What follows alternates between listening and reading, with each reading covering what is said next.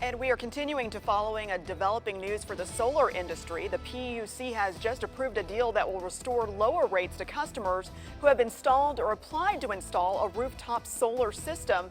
And that's around 32,000 customers. Let's get over to 13 Action News anchor Steve Walford and PolitiFact Nevada producer Riley Snyder to explain what today's decision means. All right, thanks, Carla. Riley, you've been following this so long you got to wear sunglasses around.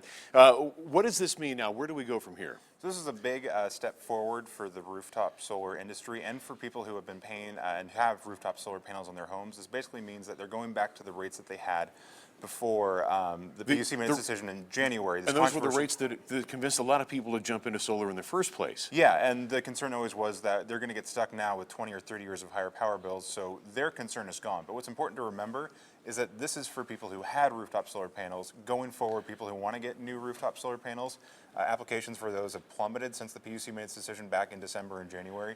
That's going to be what the legislature has to decide in 2017. So this basically grandfathers them in and takes care of those people. It grandfathers in the people who had them, but right. For future applicants, people who want to get rooftop solar going forward, it still remains to be seen what they're going to do.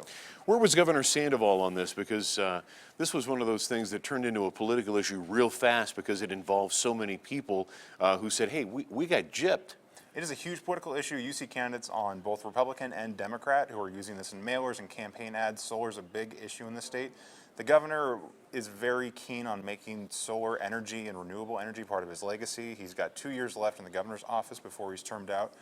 He spent a lot of time behind the scenes trying to come together and work out a deal between all the stakeholders, whether it's the solar companies, Public Utilities Commission, the AG's office, so he played a big role in this. So do you think this is this puts it to rest, done deal, over with? No way at all.